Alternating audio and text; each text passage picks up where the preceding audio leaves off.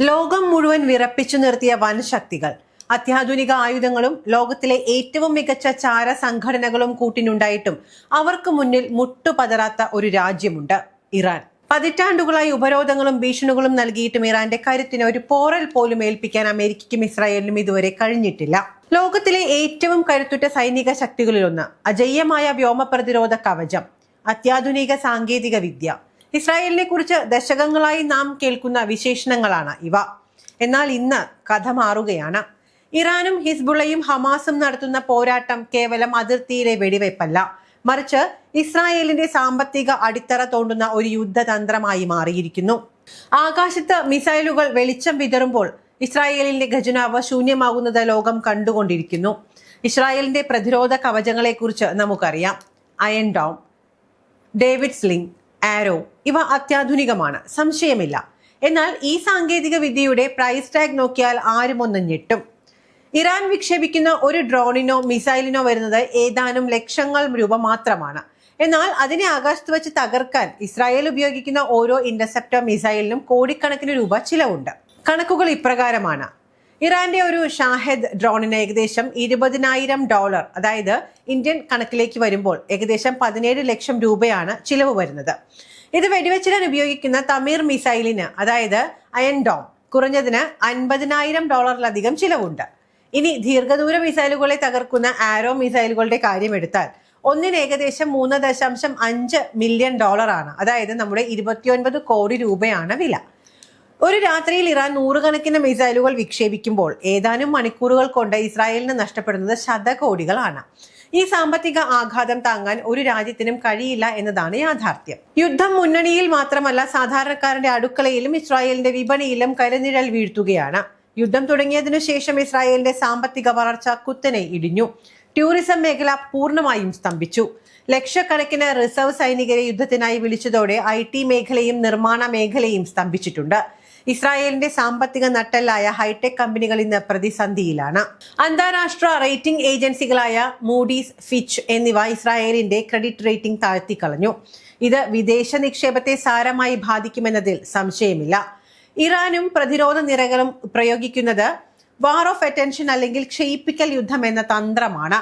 ഇസ്രായേലിനെ നേരിട്ട് യുദ്ധത്തിൽ തോൽപ്പിക്കുന്നതിനേക്കാൾ ഉപരി അവരെ സാമ്പത്തികമായും മാനസികമായും തളർത്തുക എന്നതാണ് ഇതിന്റെ ലക്ഷ്യം.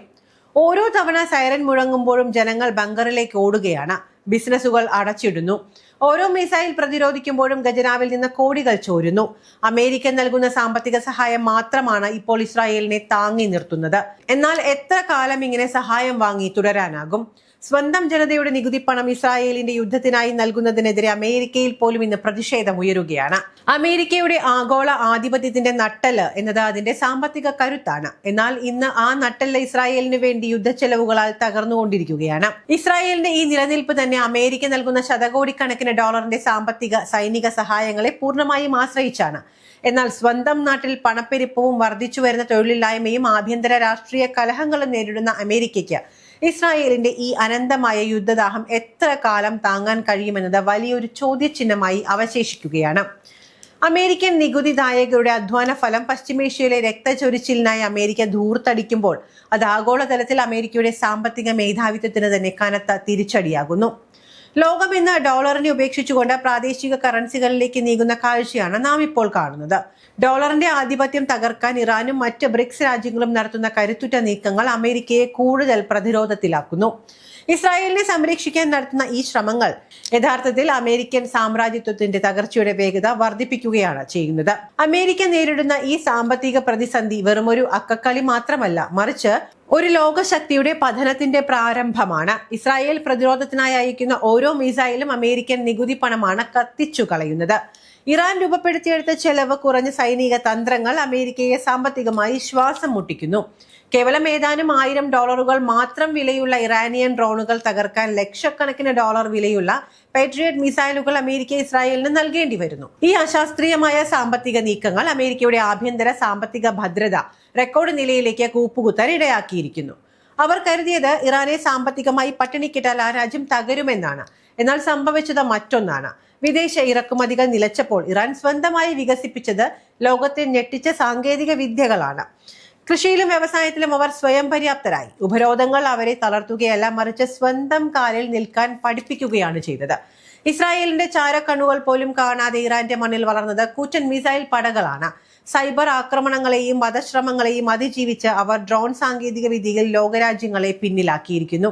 റഷ്യ പോലും ഇന്ന് ഇറാന്റെ ഡ്രോണുകൾക്കായി കൈനീട്ടുമ്പോൾ അത് അമേരിക്കയ്ക്കും കൂട്ടുകാർക്കും കിട്ടിയ വലിയ പ്രഹരമായി മാറുന്നു. ഇറാനെ ഒറ്റപ്പെടുത്താൻ ശ്രമിച്ചവർ കാണുന്നത് ലോകവേദികളിൽ കൂടുതൽ ശക്തമാകുന്ന ഇറാന്റെ സാന്നിധ്യമാണ്. ചൈനയും റഷ്യയും ഉൾപ്പെടെയുള്ള വൻ ശക്തികളുമായി കൈകോർത്ത് ഇറാൻ ഇന്ന് ഇസ്രായേലിന്റെ ചങ്കിടിപ്പ് കൂട്ടുന്നു. 1-10 തിരിച്ചടിക്കാൻ ശേഷിയുള്ള, ആർക്കും കീഴടങ്ങാനാവാത്ത ഒരു പ്രതിരോധ കോട്ടയായി ഇറാൻ മാറിക്കഴിഞ്ഞു. ചരിത്രം സാക്ഷിയാണ്. തകർക്കാൻ നോക്കിയപ്പോഴെല്ലാം അവർ കരുത്താർജിച്ചു. ആയുധങ്ങൾ കൊണ്ട് ഇറാനെ തോൽപ്പിക്കാമെന്ന് കരുതിയവർ ഒരു കാര്യം മറന്നുപോകുന്നു.